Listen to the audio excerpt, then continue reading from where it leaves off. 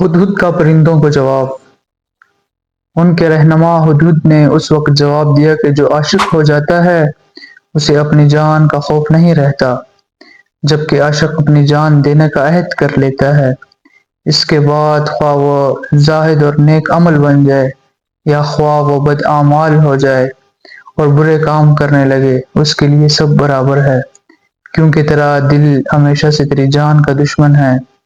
جب تو اپنی جان قربان کر دے گا تب تو منزل مقصود حاصل کرے گا۔ تیرے راستے میں جان اٹکی ہوئی ہے، تو جان کی قربانی پیش کر۔ تو جان کا پردہ اتار کر پھینک دے، مر جا اور پھر حقیقت کو دیکھ۔ اگر تجھ سے یہ کہا جائے کہ تو ایمان چھوڑ دے تو اس کا اصلی مطلب یہ ہوتا ہے کہ تو جان کے ہاتھ سے مر جا۔ تو ایمان کی طرف کم خیال کر بلکہ اپنی جان قربان کر دے۔ ایمان کو چھوڑ دے اور جان نثار کر دے، پھر تو نجات ابدی حاصل کر سکے گا۔ اگر کوئی اس بات سے انکار کرے اور کہے کہ یہ غلط ہے تو کہہ دے کہ عشق کفر و ایمان کی حدود سے بالا تر ہے۔ عشق کے راستہ میں کفر اور ایمان کوئی چیز نہیں۔ عشق کو کفر اور ایمان سے کیا کام؟ عاشقوں کو جان سے ایک لمحے کے لیے بھی کوئی مطلب نہیں ہوتا۔ عاشق اپنی جان فدا کرنے کے لیے تیار رہتے ہیں۔ عاشق اپنا تمام مال و دولت ہر من آگ میں جلا دیتا ہے۔ اگر اس کے سر پر آرا بھی چلایا جائے تو یہ خاموش رہتا ہے۔ عشق کے لیے خون دل بہانے اور مصیبتیں برداشت کرنی ضروری ہیں۔ عشق کے لیے بہت مشکلات سے گزرنا پڑتا ہے۔ اے ساقی شراب کے پیالے میں شراب کی جگہ خون جگر بھر۔ اگر تیرے پاس درد اور دکھ نہیں ہے تو ہم سے قرض لے لے۔ عشق کے لیے ایک حقیقت تک جلا دینے والی درد کی ضرورت ہے۔ کبھی تو یہ جان کا پردہ پھاڑ دیتا ہے اور کبھی اس پردہ کو سی دیتا ہے۔ عشق کا ایک ذرہ تمام دنیا سے بہتر ہے اور عشق کے درد کا ایک ذرہ تمام عاشقوں سے بہتر ہے۔ فرشتوں کو عشق ملا ہے لیکن اس کا درد نہیں ملا، کیونکہ سوائے انسان کے عشق کے درد و غم جھیلنے کے کوئی قابل نہیں ہے۔ جس شخص کے عشق میں پاؤں مضبوط جم گئے، یعنی عشق کے راستہ میں پورا اترا اور اسلام اور کفر سے بالا تر ہو جاتا ہے، اس کے نزدیک کفر اور اسلام برابر ہوتا ہے۔ عشق فقیری کی طرف لے جاتا ہے اور فقیری کفر کا راستہ دکھاتی ہے۔ عشق اور کفر ایک ہی چیز ہے اور کافری اور فقیری ایک چیز ہے۔ جبکہ اس کفر اور ایمان سے آزاد ہو گیا تو یہ تیرا جسم غائب ہو جائے گا اور تیری جان بھی باقی نہیں رہے گی۔ یہ منزل فنا فی اللہ ہے۔ اس کے بعد تم سیمرغ کو تلاش کر سکو گے۔ اس راستے پر تو مردانہ وار قدم رکھ اور کسی سے خوف مت کھا اور تمام ایمان و کفر کی دسترس سے باہر ہو جا۔ کب تک تو اپنے بچوں کی طرح ڈرتا رہے گا؟ اس بچپنے کو چھوڑ دے، تو پھر باہمت لوگوں کی طرح شکار کے لیے نکل۔ اگر اس کے بعد تیرے راستے میں سینکڑوں مشکلات بھی حائل ہوں تو کوئی خطرے کی بات نہیں، کیونکہ اب تو اس راستے میں گامزن ہے۔ اس کے بعد فرید الدین عطار رحمۃ اللہ علیہ شیخ سنان کا واقعہ لکھتے ہیں، جو میں آپ کو پچھلی ویڈیو میں سنا چکا ہوں۔ شیخ سنان کا واقعہ آپ میری پچھلی ویڈیو میں سن سکتے ہیں۔ تو ہم اس سے آگے بڑھتے ہیں۔ پرندوں کا قرہ پھینکنا، پیشوا منتخب کرنے کے لیے اور قرہ کا ہدہد کے نام نکلنا۔ جب ان پرندوں نے یہ قصہ سنا تو اسی وقت اپنی جان قربان کرنے پر رضامند ہو گئے۔ سیمرغ کے خیال نے ان کے دل کا چین اور آرام کھو دیا اور سیمرغ کا عشق ان کے دلوں میں ہزاروں درجہ بڑھ گیا۔ انہوں نے سیمرغ کو تلاش کرنے کا مصمم ارادہ کر لیا اور یہ راستہ طے کرنے کے لیے تیار ہو گئے۔ سب نے کہا کہ ہم بھی ابھی ان معاملات کو سمجھنے اور سمجھانے کے لیے ایک رہنما کی ضرورت ہے تاکہ وہ راستے میں ہماری رہنمائی اور رہبری کر سکے، کیونکہ ہم تنہا نہیں جا سکتے۔ اس راستہ میں رہنمائی کرنے کے لیے نہایت عقل مند حاکم چاہیے تاکہ وہ اس گہرے سمندر اور خطرناک راستوں کو عبور کر سکے۔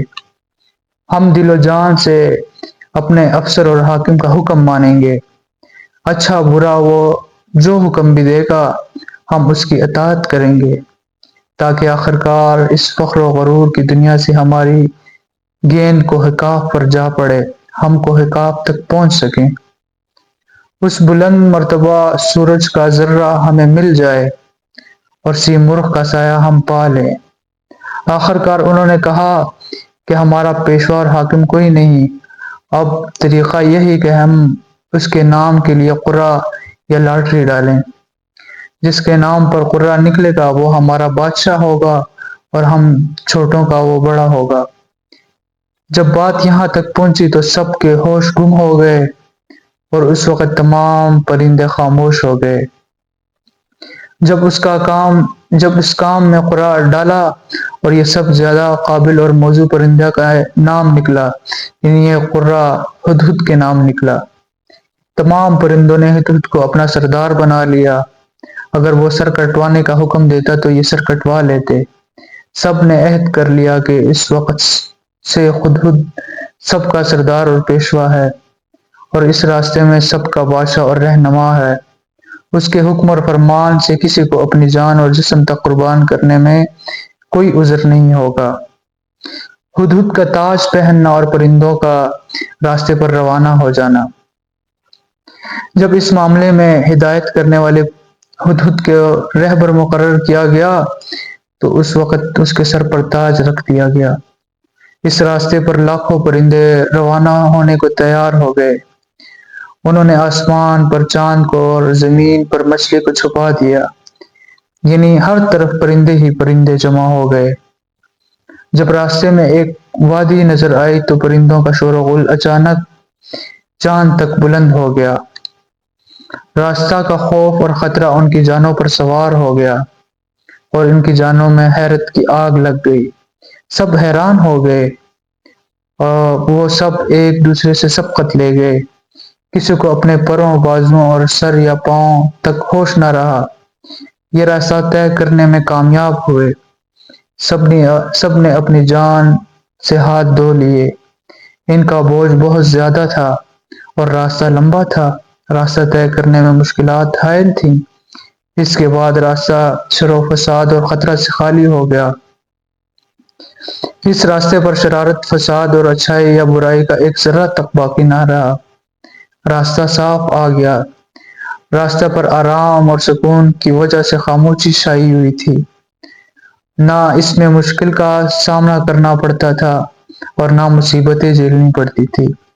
ایک پرندے نے سوال کیا کہ یہ راستہ اس قدر پرامن اور خطرہ سے خالی کیوں ہے؟ ہدہد نے جواب دیا کہ یہ خداوند تعالیٰ کے رعب و عالی مرتبے کی وجہ سے ہے۔ بایزید بسطامی رحمۃ اللہ علیہ کا ایک چاندنی رات میں باہر نکلنا۔ حضرت بایزید بسطامی ایک بہت بڑے صوفی تھے۔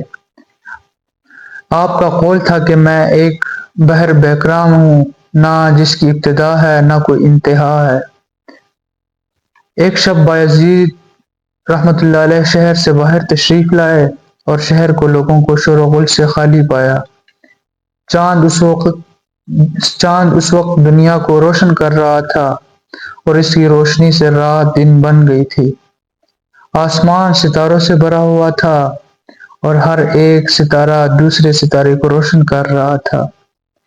جتنے عرصہ تک شیخ صحرا میں پھرتے رہے، جنگل اور صحرا کی کسی چیز نے کوئی حرکت نہیں کی۔ حضرت بایزید کو یہ حالت دیکھ کر جوش آ گیا اور آپ نے خدا سے کہا، اے میرے مالک، میرا دل جوش مار رہا ہے۔ اتنی بڑی تیری بزرگی اور عالی مرتبے کی درگاہ آج اس طرح اپنے مشتاقوں سے خالی کیوں ہے؟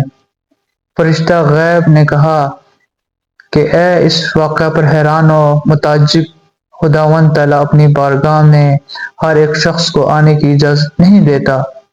اس عالی مرتبہ درگاہ کی عزت اور مرتبہ کا یہی تقاضا ہے کہ ہمارے دروازے سے ہر ایک فقیر دور رہے۔ جب ہماری عزت والی درگاہ سے نور افشانی ہوتی ہے تو جاہل اور غافل جو خواب و غفلت میں مست ہوتے ہیں نکال دیے جاتے ہیں۔ انسانوں کو ایک عرصہ تک انتظار کرنا پڑتا ہے، پھر کہیں جا کر خداوند تعالیٰ ہزاروں میں سے ایک پر مہربان ہوتا ہے۔ حکایت راستے کے خوف سے چلانے کی ہدہد کے تخت پر بیٹھنے کی۔ تمام پرندے راستے کے خوف اور خطرہ کی وجہ سے چلانے لگے اور ان کے بال و پر خون میں بھر گئے۔ وہ ایک راستہ چل رہے تھے کہ اس کی انتہا کی خبر تک نہیں تھی۔ گویا انہیں ایک ایسا درد لاحق تھا کہ اس کا علاج سمجھ میں نہیں آتا تھا۔ بے پرواہی کی ہوا اس راستے میں آ گئی اور اس وجہ سے آسمان کی کمر بھی ٹوٹ گئی۔ وہ ایسا لق و دق بیابان اور صحرا تھا کہ اس میں حضرت جبرائیل علیہ السلام، طاؤس فلک حضرت جبرائیل کو کہتے ہیں، حضرت جبرائیل علیہ السلام بھی کوئی حقیقت نہیں رکھتے۔ جب حضرت جبرائیل علیہ السلام کو وہاں کوئی وقت نہیں دی جاتی تو پھر دنیا کے دوسرے پرندے اس راستے پر کیسے چل سکتے ہیں؟ جب وہ پرندے اس راستے سے ڈرے تو سب ایک جگہ جمع ہو گئے۔ یہ سب مل کر ہدہد کے پاس آئے۔ یہ تمام مدہوش تھے اور ہدہد سے پوچھنا چاہتے تھے۔ پھر انہوں نے ہدہد سے کہا کہ اے ویدوں کے جاننے والے، اگرچہ ہمیں بادشاہ کے سامنے بے ادب اور گستاخ نہیں ہونا چاہیے، تو حضرت سلیمان علیہ السلام کی خدمت میں بہت زیادہ رہا ہے اور بادشاہ سلیمان کے مسند حکومت پر بیٹھا ہے۔ تجھے بادشاہوں کے آداب محفل تمام معلوم ہیں اور تو خوف و خطر کے مقامات سے بھی واقف ہے۔ تو اس راستے کے نشیب و فراز سے آگاہ ہے اور تو تمام دنیا میں گھوم چکا ہے۔ ہماری تجویز یہ ہے کہ اس وقت جب کہ تو ہمارا رہبر اور سردار ہے، تو ممبر پر چڑھ کر اسی مقام پر اپنی قوم یعنی پرندے کے لیے سفر کا سامان تیار کر، انہیں ہمت دلا۔ تو انہیں بادشاہوں کے قاعدے اور آداب سمجھا تاکہ یہ لوگ اپنے بادشاہ سیمرغ کے سامنے اپنی جہالت اور کم عقلی کا ثبوت نہ دیں۔ ہر ایک پرندے کے دل میں اس وقت بہت مشکلات موجود ہیں اور یہ راستہ طے کرنے کے لیے فراغت اور صبر کی ضرورت ہے۔ ہمارے دلوں کی مشکلات کو پہلے حل کر دے جب کہ ہم تجھ سے اپنی مشکلات بیان کریں۔ جب ہم تجھ سے اپنی مشکلیں پوچھ لیں گے تو اپنے دلوں سے ان شبہات اور شکوک کو نکال دیں گے تاکہ ہم اس لمبے راستے میں تمام شبہات اور شکوک کو ہٹا کر ہدہد کا نور حاصل کر لیں۔ جب ہمارے دل کو فراغت مل جائے گی تو ہم یہ راستہ نہایت تندہی سے طے کریں گے اور ہم اپنا سر اور جان اس درگاہ پر قربان کر دیں گے۔ ہدہد کا تخت پر بیٹھنا اور بات کرنا۔ اس کے بعد ہدہد نے باتیں کرنا شروع کیں اور ممبر پر بیٹھ گیا۔ جب تاجدار ہدہد تخت پر بیٹھا، جس نے بھی اس کا چہرہ دیکھا اس کی قسمت جاگ گئی۔ بلبل اور چکور کا مل کر شور مچانا۔ ہدہد کے سامنے ہزاروں پرندوں سے بھی زیادہ پرندوں نے صف باندھ لی۔ بلبل اور چکور ساتھ آئے تاکہ دونوں مل کر گائیں۔ دونوں نے مل کر اس وقت گانا شروع کیا اور ان دونوں کی وجہ سے دنیا میں شور مچ گیا۔ جس کسی کے کان میں ان کی آواز گئی وہ بے قرار اور مدہوش ہو گیا۔ ہر شخص کی ایسی حالت ہوئی کہ نہ وہ اپنے آپے میں تھا اور نہ اسے اپنا ہوش تھا۔ ایک پرندے کا ہدہد سے سوال۔ اس کے بعد ہدہد نے بولنا شروع کیا اور حقیقت اور معنی بیان کیے۔ ایک نے سوال کیا کہ اے سب سے سبقت لے جانے والے، تو سچائی میں ہم سب سے سبقت کیوں کر لے گیا، جبکہ تو ہم جیسا پرندہ ہے اور ہم تجھ جیسے ہیں؟ تو پھر ہم میں اور تیرے میں فرق کیوں کر پیدا ہوا؟ ہمارے جسم اور جان سے ایسا کون سا گناہ سرزد ہو گیا تھا کہ تیری قسمت تو گناہوں سے پاک و صاف ہے اور ہمارے حصے میں درد و غم آیا؟ ہدہد کا اس کا جواب پارٹ 6 میں بیان کریں گے۔ اگلی ویڈیو تک کے لیے اللہ حافظ۔